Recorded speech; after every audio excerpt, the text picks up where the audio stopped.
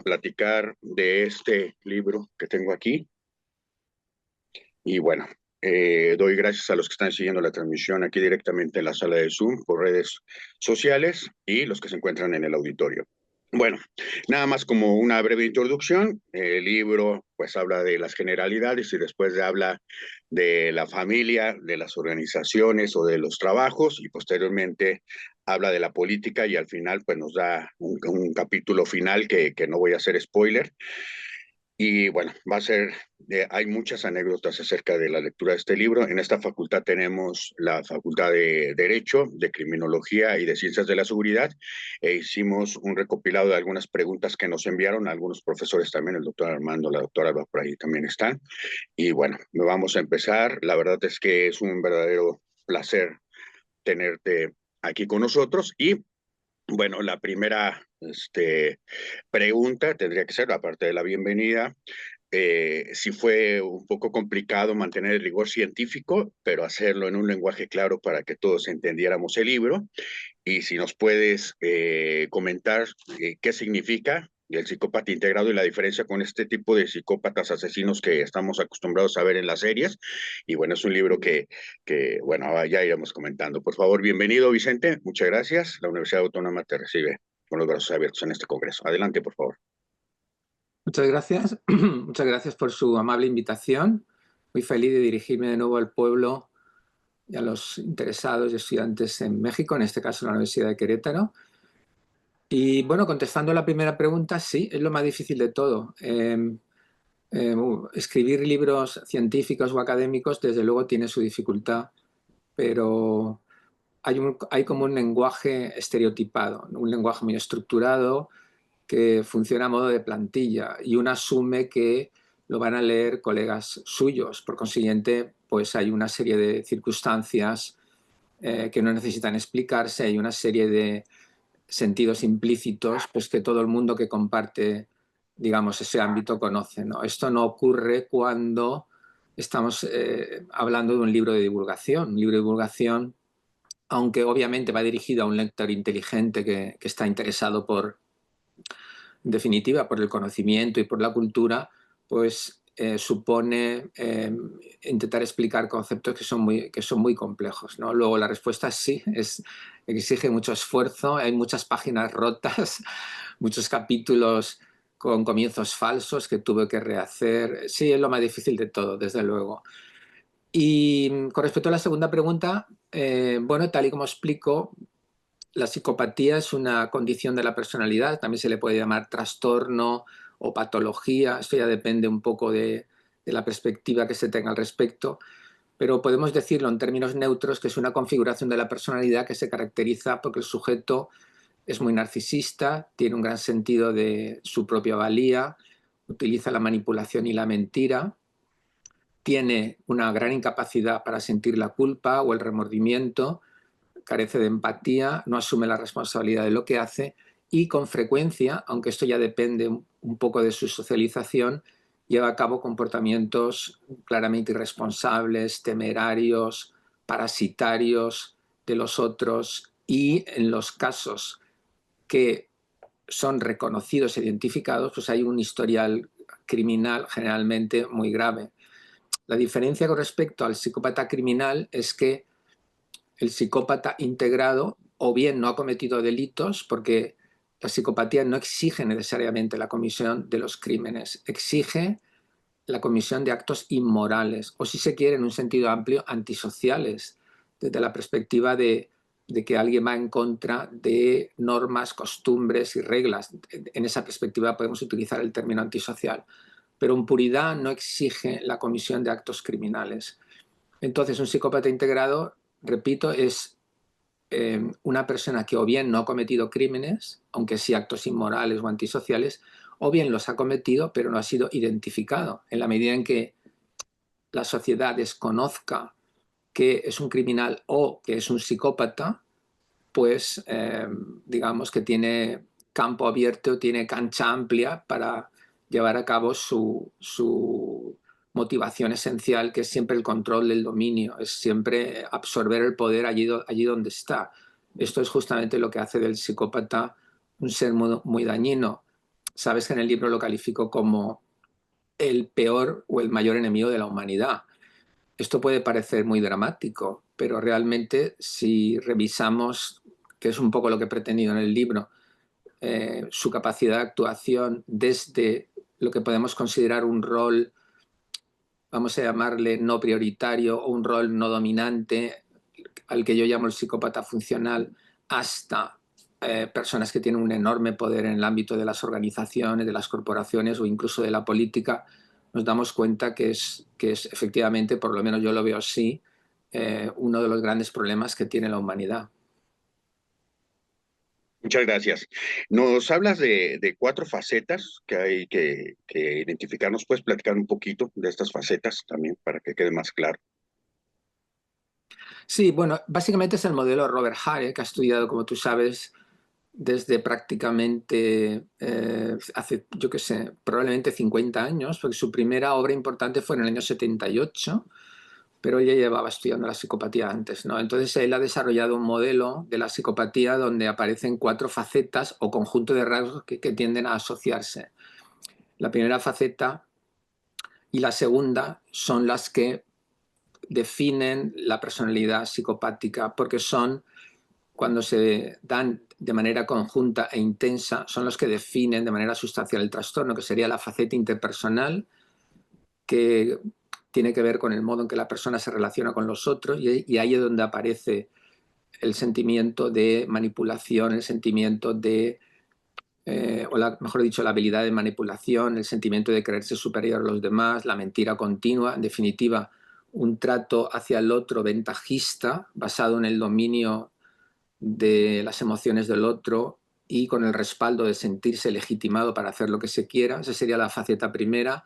La segunda sería la afectiva. Ahí encontramos rasgos muy clásicos que aparecen también en la literatura de las psicopatías, el hombre cruel y la mujer, porque también hay mujeres, aunque el porcentaje es mayor en los hombres, ¿no? Es la crueldad, la insensibilidad emocional, la desvinculación afectiva de los otros, la incapacidad para tener un sentimiento de culpabilidad o de conciencia. Y estas dos facetas constituyen la esencia del psicópata. Y luego hay otras dos facetas que se dan en otras personas que no son psicópatas, pero que se suman junto con las anteriores en la configuración completa de lo que es el psicópata, que sería una faceta de vida irresponsable y parasitaria, donde lo importante es pasárselo bien, no cumplir con las obligaciones sociales, sentirse liberado de todo compromiso, vivir de manera temeraria, la excitación, eh, donde se destaca la impulsividad, el afán de satisfacer el deseo al momento, sería vida irresponsable. Y luego habría una faceta que sería propia de los psicópatas criminales, donde básicamente lo que tenemos es un historial criminal, tanto juvenil como adulto, versátil e intenso. Esas serían las cuatro facetas. Pero repito que las dos primeras constituyen la esencia de la psicopatía. De ahí, si me lo permites, retomarlo con respecto a la pregunta anterior, de ahí que existan psicópatas integrados, porque hay psicópatas que estas dos últimas facetas, estilo de vida irresponsable y conducta criminal, la tienen muy poco destacadas. Es decir, es gente que es, dentro de su inmoralidad, procuran no cometer delitos, o si lo hacen son delitos no particularmente graves, y además son personas que tienen un buen autocontrol y por consiguiente intentan no llevar a cabo comportamientos temerarios o de riesgo que puedan poner en peligro su situación. En la medida en que la faceta 1 y 2 sean particularmente intensas y la faceta 3 y 4 sean bajas, estos psicópatas tienen muchas más probabilidades de estar integrados y no cometer crímenes, o al menos crímenes graves. Muy bien. Me parece que tienes muy buen tino para poner las palabras en la página que debe ser correcta, porque hay una advertencia que haces tú en las primeras páginas, era por la 20, en la cual dices los sentimientos que te va a provocar el libro y entre ellos pones que en algún momento a lo mejor nos da un poco de horror. Y es verdad, porque los que no somos ávidos en el tema, cuando empezamos a ver la parte de la familia, pues le ponemos nombre y apellido, ¿no? Y cuando vamos al trabajo, ponemos nombre y apellido, y después en la parte de política, bueno, no se diga. Entonces, hay un tipo después se pone todavía Ya después viene la solución, pero dentro de esta lectura en la que uno va haciendo, va encontrándose partes muy, muy importantes, y una de ellas nos hablas de dos tipos de psicópata, el que se controla y el que es compulsivo. ¿Nos puedes hablar un poquito de esta diferencia y cuál es el más peligroso y el difícil de Sí, detectar? Sí. sí. Digamos que dentro de los llamados psicópatas primarios o psicópatas puros, es decir, aquella gente que desarrolla la psicopatía debido a una tendencia innata más un ambiente que ha permitido el desarrollo de esas posibilidades innatas, hay como dos variaciones. Como siempre, a mí no me gustan mucho las clasificaciones, porque en el ámbito de las ciencias humanas las clasificaciones nunca son perfectas. Tú sabes que para que una clasificación o una tipología sea perfecta, cada categoría debe tener una serie de criterios que implique que el elemento que aparece en esa categoría cumpla todos ellos y no cumpla ninguno de los criterios de las otras categorías. Y eso en el ámbito de las ciencias humanas o sociales es complicado. Generalmente siempre hay algún elemento que forma parte de otras categorías y hay como zonas grises. Ocurre lo mismo con esta clasificación. Lo que pasa es que tiene un sentido heurístico, tiene un sentido explicativo que a mí me parece que es importante. El psicópata primario controlado es aquella persona que justamente, como antes he explicado con respecto a tu pregunta, tiene una faceta 3 de estilo de vida irresponsable, temerario, aventurero, etcétera, muy baja. Eso significa que probablemente ha crecido en un buen contexto, me refiero familiar y social, ha tenido la oportunidad de estudiar, ha tenido la oportunidad de estar en ambientes donde ha podido percibir la importancia del esfuerzo y la disciplina para conseguir una serie de resultados, o al menos para aparentar ser disciplinado y persistente en la consecución de sus resultados. Y es una persona más maquiavélica. Maquiavélica, que viene de Maquiavelo, como sabes, el autor de la obra El Príncipe, significa que ha desarrollado mucho la capacidad de planificar en el tiempo para conseguir sus resultados. Por consiguiente, es una persona particularmente temible, puesto que debido a que sus metas son inmorales, porque repito, todo psicópata tiene como meta la autopromoción, el desarrollo del dominio y del control sobre el contexto en el que está, sobre el ambiente. Repito, esto lo hace particularmente temible porque es más capaz de reflexionar, de pensar, de tomar decisiones que le puedan favorecer la consecución de esa meta. Es un hombre, pues, por así decirlo, mentalmente más reposado. Por el contrario, el psicópata impulsivo, aun teniendo las características esenciales de la psicopatía, es más proclive a dejarse llevar por las emociones intensas. Es, aunque esto no está comprobado, pero es una hipótesis mía, es probablemente menos inteligente y está más atento a conseguir los beneficios que él desea a corto plazo. A él le cuesta más llevar a cabo una planificación que le lleve a obtener mejores resultados, aunque sea a costa de renunciar a una gratificación inmediata. En este sentido, el psicópata impulsivo es más previsible porque resulta relativamente fácil eh, averiguar qué es lo que está pensando, sintiendo, puesto que él tiene esa necesidad de expresar de manera inmediata sus pensamientos o su comportamiento.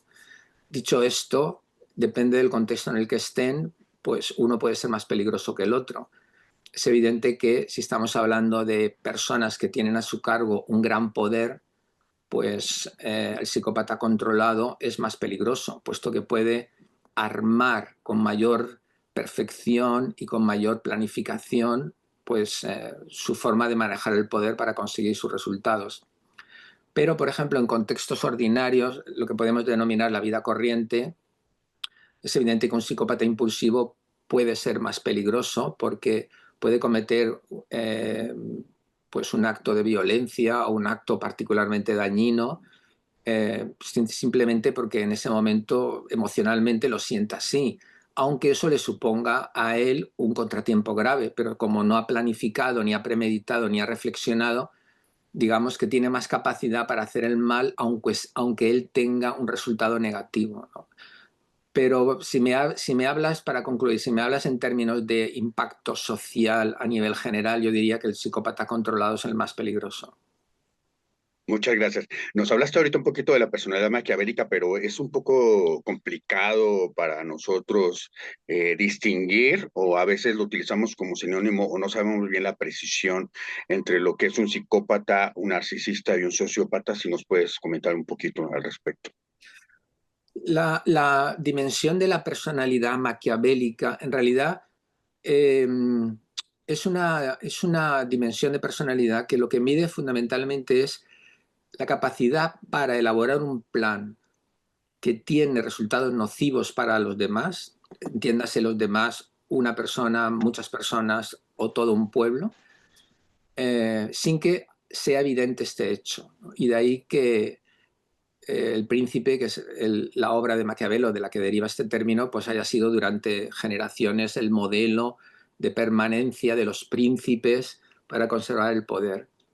Dicho esto, el maquiavelismo está muy unido con el psicópata controlado, es decir, sería un rasgo característico de la psicopatía en el caso de los psicópatas controlados. ¿Por qué? Porque justamente lo que he dicho antes, el psicópata controlado puede pensar, planificar, eh, renunciar a la gratificación inmediata con objeto de conseguir un fin último.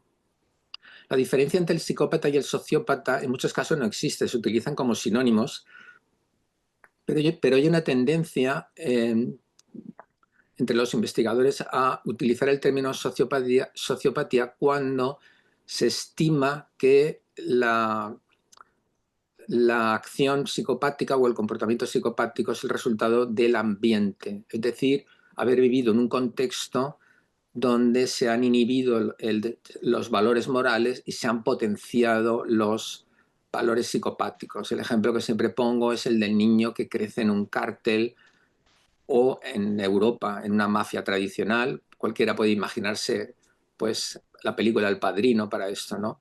Y desde niño observa que las normas que hay en su contexto, en su vecindario, en su casa, son normas donde los valores morales son secundarios a los intereses de la familia o del cártel, de tal manera que si hay que matar, si hay que, en fin, torturar a una o muchas personas, eso se hace porque las normas de la familia o del cártel así lo exigen.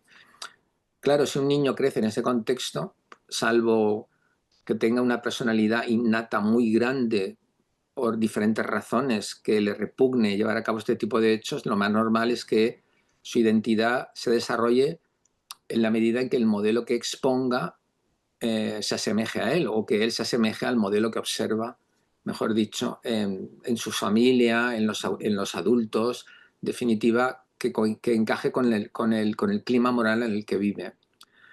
Pero repito, muchas personas, y yo desde luego muchas veces utilizo el término de manera sinónima. Y por último, con respecto al narcisismo, vamos a ver, una persona puede ser narcisista entendiendo por narcisismo eh, la dimensión de personalidad que supone que el sujeto tiene una gran autoestima y tiene una percepción de sí mismo como alguien más importante que los demás.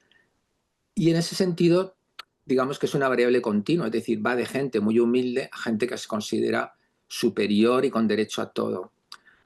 Diríamos entonces que la población se distribuye de una manera más o menos normalizada en el centro de esa variable. Es decir, todos tenemos un poco de prurito personal, de deseo que se nos reconozca que somos importantes. Todos tenemos la idea de que nosotros valemos para muchas cosas o para las cosas que hemos desarrollado en nuestra profesión, etcétera. Si hablamos de una persona extraordinariamente narcisista o patológicamente narcisista, ya entramos en el terreno de la patología y entonces ahí podemos hablar que la persona tiene lo que se llama un trastorno narcisista, un trastorno de la personalidad narcisista. Una persona puede tener ese trastorno, pero no desarrollar los otros síntomas de la psicopatía, de tal manera que, aun cuando el psicópata pleno es muy narcisista, tiene otro conjunto de habilidades o de rasgos, mejor dicho, o síntomas más que habilidades que el narcisista no tiene por qué tener. Entonces, en general, una persona narcisista es menos violenta, depende más de la opinión de los otros, que un psicópata generalmente necesita mucho más ser adulado, admirado y, en definitiva, gozar de una gran popularidad. Suele ser también menos impulsivo cuando hablamos de la variedad del psicópata impulsivo a la que antes he comentado. Y desde luego no tiene por qué tener una mentalidad maquiavélica, que es una característica también muy importante del psicópata controlado. ¿Hay rasgos comunes? Sí, como he dicho, los psicópatas completos son muy narcisistas. Entonces, bueno, el trastorno narcisista de personalidad tiene muchos rasgos que son propios del narcisismo propio del psicópata. Pero luego el psicópata tiene otra serie de síntomas que no tiene por qué presentarlos el narcisista. Son dos entidades diferentes, aunque claramente hay relación entre ellos. Los dos son, en muchos sentidos, personas de un trato poco empático, pueden llegar a ser los dos agresivos, porque el psicópata puede utilizar la agresividad cuando lo estima oportuno por cuestiones que a él le parecen adecuadas para conseguir lo que quiere. El narcisista puede ser agresivo sencillamente porque no soporta que los demás le critiquen o le reprochen cosas. Yo diría que la piel del narcisista es mucho más sensible y en cuanto a la capacidad de violencia, el psicópata le gana con mucho, ¿no? Yo diría que esas son las grandes diferencias. Bueno, me parece muy pertinente las adecuaciones particulares que haces a todos ellos durante el libro. Y una de las preguntas recurrentes ha sido que quizá no hay tantas dudas en cuanto al sociópata, pero sí respecto a los factores del psicópata. ¿Nace o se hace para ti? Bueno, te he contestado un poco anteriormente. Hoy en día la investigación es unánime o casi unánime cuando señala que hay una cierta vulnerabilidad o predisposición. No es que haya un gen, pero probablemente tiene que ver con la conformación del sistema nervioso y a partir de ahí, lógicamente, con su órgano principal, que es el cerebro. Pero probablemente esa vulnerabilidad o esa predisposición no basta. Es decir, tiene que haber un ambiente que de alguna manera refuerce y facilite el desarrollo de esos síntomas que están en potencia. Es verdad que en algunos casos esos facilitadores ambientales no se observan, porque hay psicópatas que han hecho mucho mal, por decirlo sencillamente, que aparentemente han crecido en un buen ambiente. Pero con estas dudas o lagunas que todavía tenemos, como en otros ámbitos de la psicología y de la criminología, todos estamos de acuerdo en que es una interacción entre una predisposición innata, heredada, y un ambiente proclive a desarrollar esa sintomatología. En ocasiones, esa tendencia no es tanto heredada, sino producto de factores biológicos, pero que son causados ambientalmente. Por ejemplo, estoy pensando en daños cerebrales al nacer o en un periodo de gestación por parte de la mujer, pues que ha sido dañado, por ejemplo, por la ingesta de sustancias, drogas u otras sustancias que puedan haber alterado el funcionamiento del sistema nervioso. En ese caso, podemos engañarnos porque podemos pensar que es el resultado de factores heredados, pero en realidad son factores ambientales que han incidido durante el embarazo. Es decir, son factores biológicos pero no heredados, no hay que confundirlo. Los elementos biológicos pueden estar propiciados por elementos ambientales, como ejemplo más sencillo sería una persona que come muchísimo porque vive en un medio en el que se come mucho y le fuerzan a comer. Y eso pues genera una serie de sintomatología. Es evidente que el peso corporal es un elemento biológico, pero está producido por factores ambientales. Muchas gracias. Bueno, una de las cuestiones que fue una pregunta muy recurrente y que, bueno, la verdad es que nos llama mucho la atención, es si el psicópata sabe que es psicópata. Y la otra, si has tenido alguna experiencia en la que alguien después de leer tu libro te diga, yo reprobé y yo tengo muchos elementos, yo creo que soy una persona con psicopatía. La primera pregunta Mentiría si dijera que lo sé al 100%, porque es bastante complicado. Pero yo tengo una hipótesis de trabajo y es que depende de su nivel intelectual. Es decir, como ocurre con la población en general, hay psicópatas poco inteligentes. Sencillamente no han estudiado, han crecido en un contexto poco favorable y aunque existe el conjunto de rasgos y de síntomas de la psicopatía, realmente no es una persona inteligente.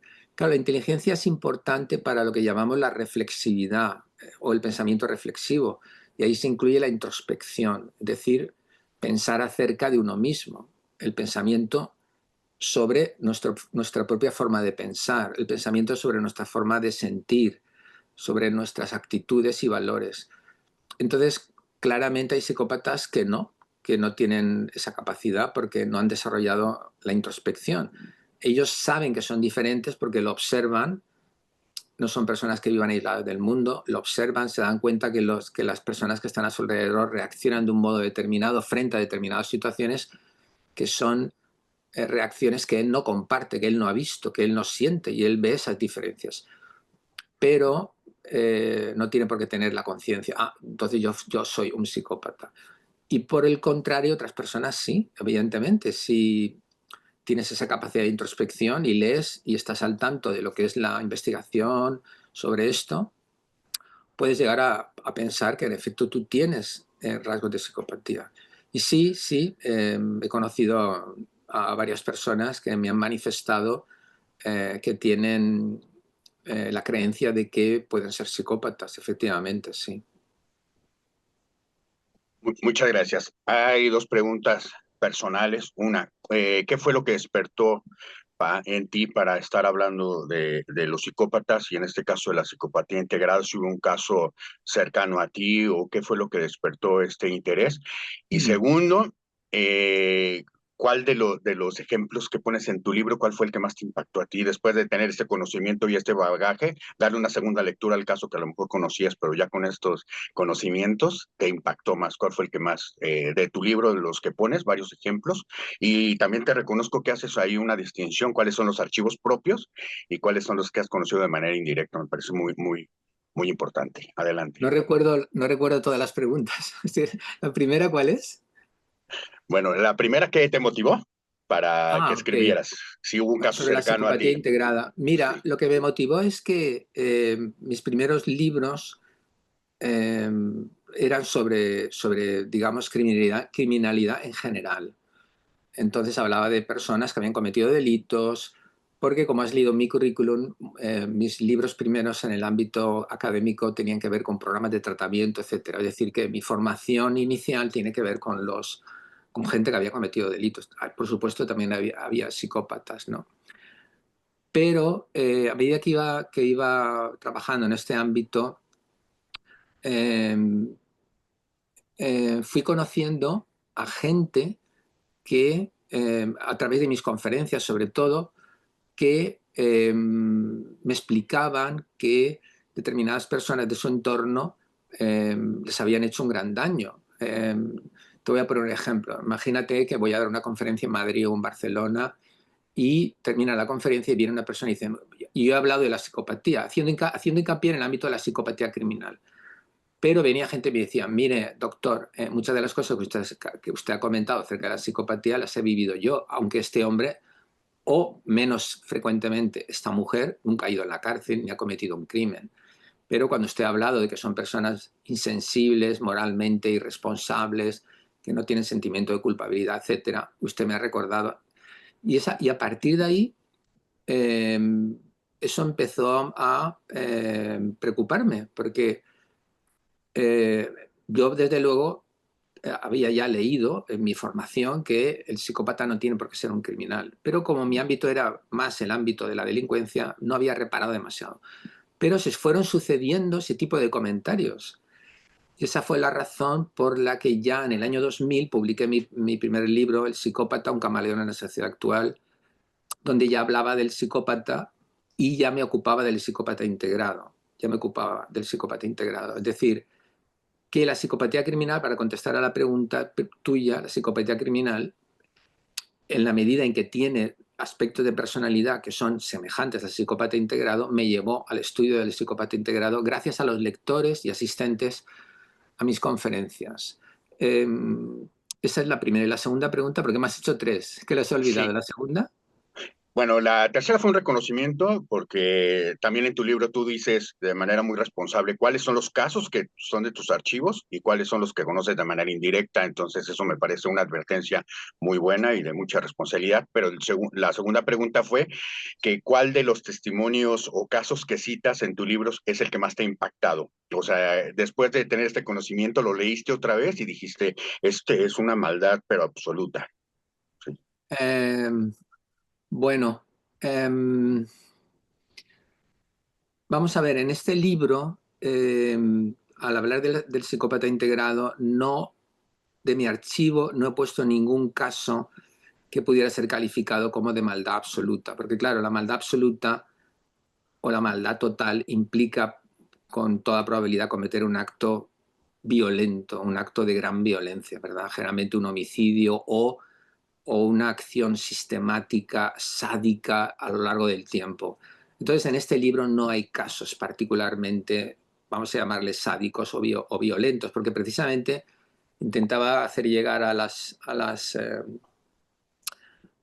lectores y a las lectoras la idea de que la psicopatía integrada no tiene por qué estar, no tiene por qué, sobre todo en el ámbito interpersonal, en el ámbito de la familia, en el ámbito de las relaciones laborales y de amistad, etcétera, no tiene por qué tener detrás a una persona que persigue el mal absoluto y lo que quiere es, digamos, matarte o, en fin, acabar contigo de una manera sádica.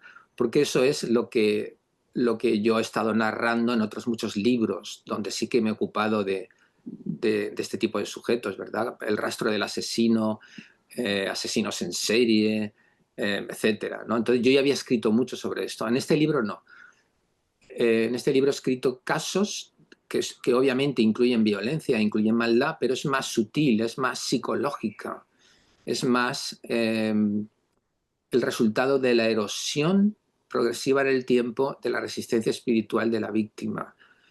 Y de todos los que menciono, probablemente no el más duro de todos, pero el que más me llamó la atención fue la persona esta que entrevisté en la cárcel y en este caso sí había matado a su socio porque, bueno, después de ganar dinero ambos en una serie de operaciones, el otro le había dejado un dinero, el convicto al que yo entrevisté no le apeteció devolverlo o no lo tenía o se lo había gastado y entonces para quitarse el problema lo mató, ¿verdad? Y cuando lo entrevisté, pues de alguna manera era un acto que lo veía bien, ¿no? Que lo veía, que lo veía lógico. Pero a mí, fíjate, a pesar de que es un acto de violencia, ¿no? Y un homicidio, probablemente el caso más peligroso, ¿no? Es el que menciono que tiene lugar precisamente porque es el que narra un poco la dinámica política, ¿no? Cuando asistiendo a diferentes actividades precisamente en Sudamérica, pues eh, conecto en una cena con un político y él, libre de toda responsabilidad, me habla de sus tejemanejes, ¿no? Me habla de su proceder inmoral. Y entonces te das cuenta cómo una persona, aunque este no era particularmente importante, ¿no? Pero son estos cargos medios, pues que sí que tienen responsabilidad a la hora de utilizar bien su cargo y la plata, el dinero que tienen asignado, pues en beneficio de la gente, ¿no? Y eso es realmente a mí eso es lo que más me impresiona, ¿no? Y en este ámbito del psicópata integrado, te das cuenta que por muy duro que sea un psicópata funcional haciendo la vida miserable de su familia, si estas personas tienen a su cargo responsabilidades públicas, pues realmente tienen una gran capacidad para difundir el mal, ¿no? Sencillamente porque roba, porque soborna, porque corrompe el servicio, porque hace que la población desconfíe de las autoridades y de los cargos. Y eso es un cáncer que se va extendiendo y que hace un enorme mal a la sociedad.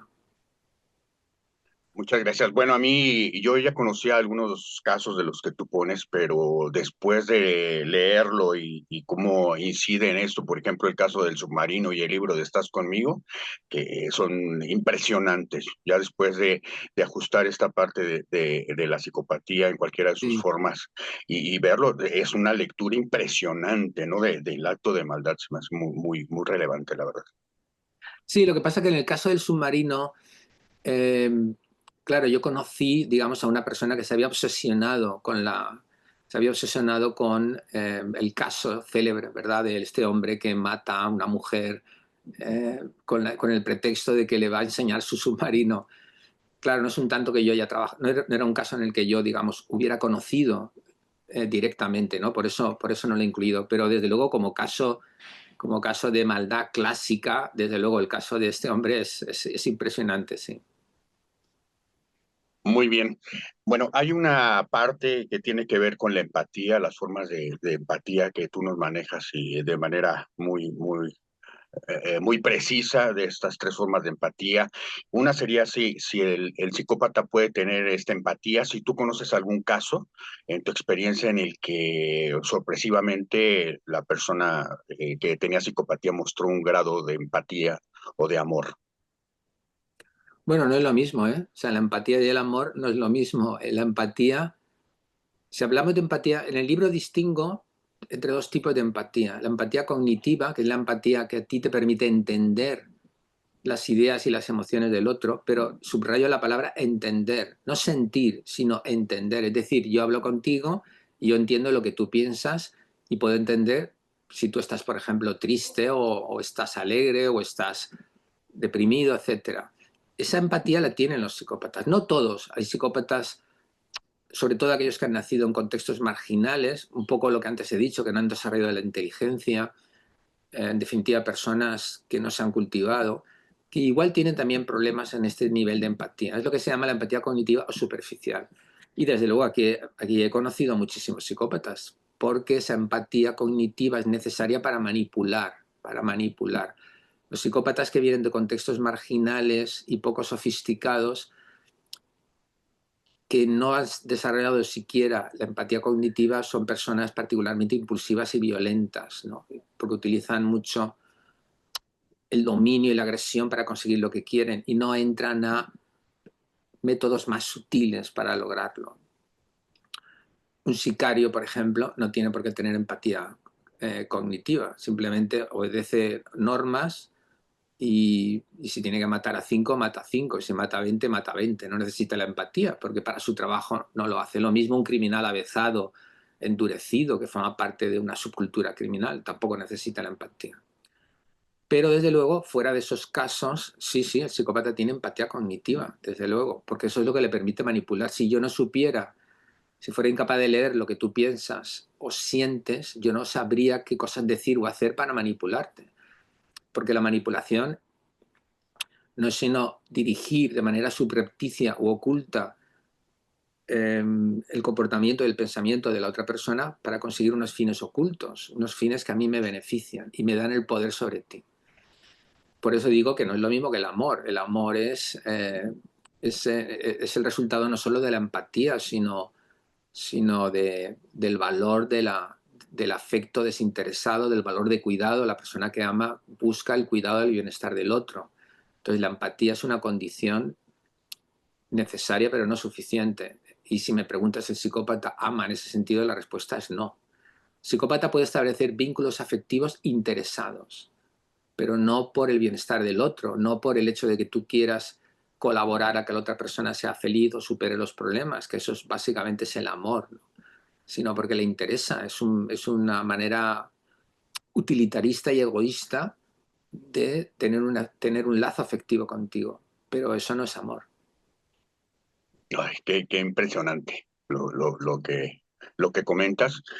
Fíjate que hay una parte del libro que hace que se me ponga la piel chinita porque hablas sobre todo de las parejas, que dices que hay una actuación en principio hasta que la persona decide que se acabó el cuento y empieza un infierno, ¿no? Está sacando la verdadera personalidad, palabras más, palabras menos. Y nos llegaron muchas preguntas acerca de la pareja.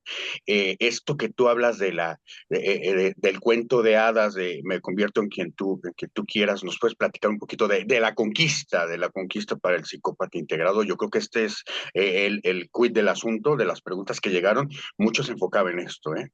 Sí. Sí, bueno, una de las tesis del libro que a mí me interesaba desmontar por encima de todo es el hecho de que el psicópata no es que sea un superdotado, un supervillano.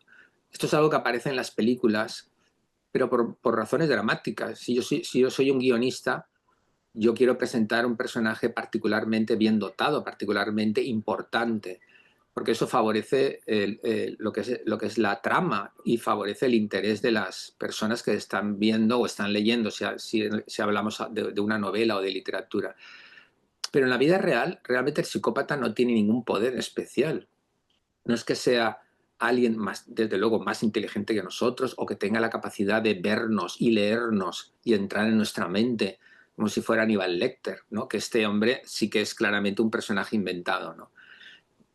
El poder que tiene el psicópata sobre nosotros es que es alguien que desde joven se ha entrenado mucho en el arte de fingir. Y entonces sí que es, cuando hablamos de psicópatas que han crecido en un buen contexto, o por lo menos en un contexto no marginal, sí que es verdad que es una persona habilidosa en el arte de mentir y en el arte de manipular, pero porque lo viene practicando desde los años de la pubertad o incluso antes, desde los años de la infancia. Entonces es alguien que ha practicado mucho, no porque sea poderoso o sumamente inteligente.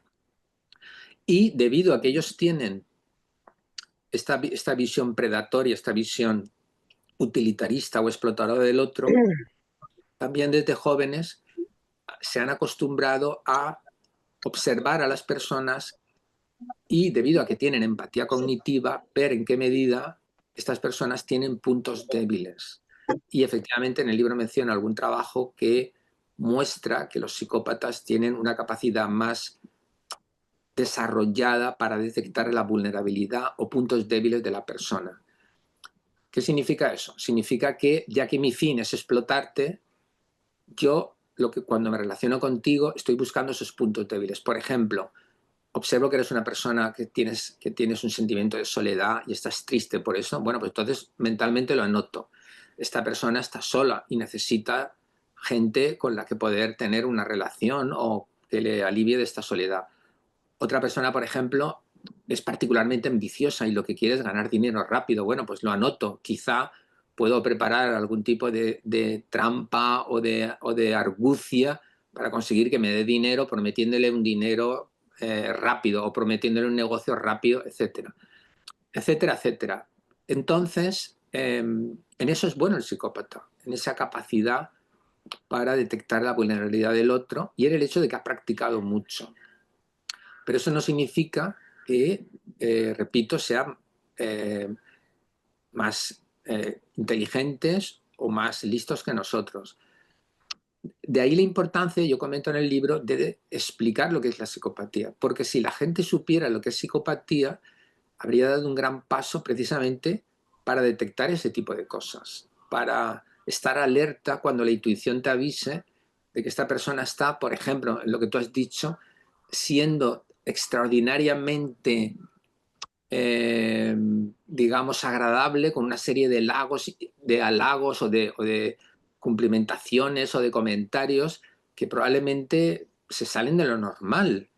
Entonces tú te das cuenta que esta persona te conoce poco tiempo y sin embargo te ha dicho, por ejemplo, que eres el amor de su vida, que eres una persona extraordinaria, que toda la vida ha buscado a alguien como tú y en ese momento lo ha encontrado, que ha sido muy desgraciado porque otras personas le han maltratado y se han aprovechado de él porque son alguien muy bondadoso y de pronto descubres que tú eres todo un ser de luz y que contigo él podrá ser realmente como sea. Y efectivamente, ahí es donde él empieza la etapa de seducción, pero porque ha sido capaz, si le hemos permitido esa relación, ha sido capaz de estar contigo y entonces te va leyendo, ¿no? Te va leyendo y como tiene mucha práctica con esto, como antes te he dicho, pues entonces dice, ah, pues tal persona se siente sola o tal persona es ambiciosa y quiere ganar dinero rápidamente. Y así, pues otros ejemplos que te podría poner. Muchas gracias. Para quitarnos un poquito la angustia de esta respuesta, en el último capítulo hablas de un libro eh, muy bello, que es El hombre en busca de sentido, Víctor Frank, un libro muy bonito en lo particular. Y nos hablas acerca de qué es lo que se puede hacer, esta parte del sentido y la acción, el papel del héroe. ¿Nos puedes comentar un poquito de esto ya una vez que encontramos que la persona que está muy cercana a nosotros, sentimentalmente ligada, es un psicópata integrado? ¿Qué se puede hacer? Sí, efectivamente, el libro, vuelvo a repetir, lo que ha buscado es empoderar al lector y no, en ese sentido, pues no es un libro donde me dedique a hablar simplemente de las maldades del psicópata, esta no era la idea, ¿no? Sino explicar por qué el psicópata es una persona peligrosa, en qué consiste el daño que puede producir eh, en todos los órdenes, en el ámbito interpersonal, pero también, vuelvo a repetir, en el ámbito de la política, donde puede, si es el líder o tiene una gran responsabilidad, puede hacer muchísimo daño a millones de personas. Y también en las organizaciones, que duda cabe que si tú tienes una organización a tu cargo con miles de personas o filiales en otros países, pues tú también puedes actuar de una manera defraudatoria y hacer daño a los clientes de tu empresa. Pero más allá de esto, en el último capítulo, antes del epílogo, efectivamente utilizó la filosofía y la psicología de Viktor Frankl, que para mí ha sido una de las grandes fuentes que han conformado también mi desarrollo desde la adolescencia casi, o desde los primeros años en la universidad. Y Viktor Frankl es importante en la lucha contra el psicópata porque él plantea una serie de mecanismos que hacen que cuando nos enfrentamos a un psicópata o estamos, eh, digamos, viviendo los efectos de esa convivencia, nos puedan servir precisamente para romper esa esclavitud o para romper esa situación de dependencia. Precisamente porque Viktor Frankl tuvo la experiencia, como sabrán muchos de los lectores, puesto que soy consciente de que Viktor Frankl tiene un gran seguimiento en América Latina. Y ustedes saben y sabrán los que nos estén oyendo ahora que Viktor Frankl soportó 2 años y medio la crueldad incalificable de los campos de exterminio.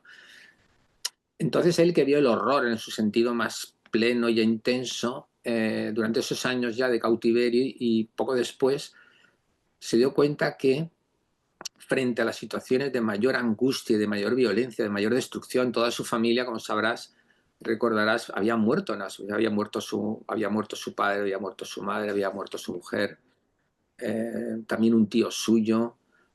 Y sin embargo, él, con la idea de que nos pueden arrebatar todo, salvo la libertad de tener una actitud de lucha hacia la vida, desarrolló lo que él llama la logoterapia o la terapia centrada en el sentido, que viene a decir que toda persona, no importa las dificultades o los horrores a los que enfrenta, puede encontrar siempre el sentido de la existencia, es decir, algo que justifique una vida digna, algo que te, te permita superar las dificultades y crear algo que al final de tu vida sea un plus, sea un elemento añadido a la existencia humana. Él utilizó una frase de Nietzsche y la encajó muy bien con su psicoterapia, que es: si encuentras un por qué, siempre encontrarás un cómo. Es decir, si encuentras un porqué, si encuentras algo para vivir, a pesar de las dificultades y de los problemas, encontrarás un modo de conseguir levantarte, vencer, en este caso, el mal, vencer el dolor que te produce el psicópata, la destrucción que te ha podido producir y salir adelante. Y doy una serie de herramientas sacadas de la logoterapia de Viktor Frankl que pueden ser utilizadas por la gente precisamente para luchar contra el psicópata si todavía está en una relación de dependencia con él o coexiste con él, o superar los efectos o las secuelas que puedan haber tenido como consecuencia de haber convivido con él. Muchas gracias. Hay una pregunta que, bueno, la verdad también me causó mucha curiosidad. Tengo, por ejemplo, algunos colegas dentistas que dicen que una deformación de la profesión es que cuando platican con alguien se le quedan viendo a los dientes. Pero no necesariamente para que vayan a su consultorio, sino porque son dentistas. ¿Tu vida cómo es? O sea, me pregunto, con este conocimiento, cuando conoces a alguien y en algún supuesto viene a ti este conocimiento, ¿cómo le haces para lidiar? Porque no sé si hay algo que tú separes tu conocimiento cuando conoces a alguien o ya es nato. La verdad es que esa parte de la convivencia, teniendo ese conocimiento, porque una vez que uno se queda con el libro, lees el libro, empiezas como a pensar o a querer hacer diagnósticos y pues no es tan Sí, sencillo. sí, bueno, yo en general desconecto, cuando no estoy trabajando desconecto, pero esto resulta fácil pues porque tengo una familia y unos amigos que ya conozco desde hace muchísimos años y sé que son buena gente, ¿verdad? Sin embargo, de manera automática, cuando no conozco a nadie, tengo, sin ningún esfuerzo y sin ninguna predisposición, sí que tengo activos digamos, mis sensores, ¿no? Pero eso es una cosa innata. No porque digo, no conozco a este señor o a esta señora, voy a prestar atención. No, simplemente eh, si observo que hay rasgos o síntomas que son propios de la psicopatía, pues sí, la verdad es que me pongo en alerta, eso sí, pero sin esfuerzo, no es algo que yo lo busque de manera premeditada. Pero déjame que te diga que no es algo habitual, ¿no? Porque es verdad que hay muchos más de los que parecen, pero bueno, la inmensa mayoría de la gente felizmente no tiene una psicopatía. Bueno, qué bueno saberlo, porque la verdad es que uno sí se queda con ganas de decir, esta persona cuadra perfectamente en esto y empieza a tener una parte de, no sé si Bueno, de más alerta por o supuesto, demás. me ha ocurrido, sí. Que es evidente que en ocasiones esto me ha ocurrido, que he estado, de hecho, cuento precisamente el ejemplo este que antes he hecho referencia de este político que yo conocí en uno de mis viajes a América Latina. Me lo encontré al lado, estaba cenando con él y cuento y voy contando que a medida que él va hablando, pues yo me he dado cuenta que tiene las características de las psicopatías. Es un ejemplo evidente, ¿verdad? Yo empecé a cenar sin ninguna idea al respecto, pero claro, vas hablando y entonces, claro, te vas activando, ¿no? Entonces, pues sí, por eso luego, como comento en el libro, fui al hotel y empecé a tomar nota de todo lo que recordaba de las conversaciones, ¿no? Muy bien. Bueno, pues el tiempo ha sido cruel. La verdad es que es una plática en la que estoy muy a gusto. Nos faltaron algunos temas, sin lugar a dudas, abundar un poquito Ya te más. dije, cuando tú me Sí, sugeriste nuevas preguntas, recuerdas que te contesté en el email y te dije, mira, sí, no dio tiempo, no dio el tiempo, tiempo no. pasa volando y es que ocurre siempre, que tú tienes siempre el doble de preguntas de las que luego puedes hacer o el triple. Esa es la verdad. ¿Hay algo más que nos quieras decir, aparte de invitarnos a leer el libro, que lo voy a poner aquí en pantalla? La verdad es que es un libro imperdible y que te va a causar, a todos nos va a causar muchos sentimientos. De verdad es un muy buen libro, Bueno, porque muy buen libro. simplemente decir que está editado precisamente en México, se ha editado en México y en Colombia y en Argentina. Está editado ya en sus propios países, con lo cual no tienen que importarlo de ningún sitio. Simplemente también está en otros países, en Panamá también lo he visto. Y bueno, si ustedes están viendo esta conferencia en esos países, pues probablemente es tan fácil como bajar a una librería y adquirirlo, ¿no?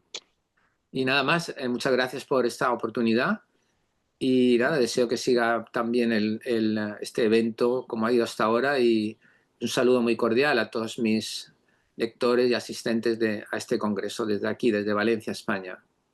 Muchísimas gracias por tu presencia y esperemos que no sea la última vez. Un abrazo, muchísimas Un gracias. abrazo. Adiós. Gracias. Continuamos con la segunda mesa en este momento y les agradezco mucho que sigan aquí con su atención. Muchas gracias.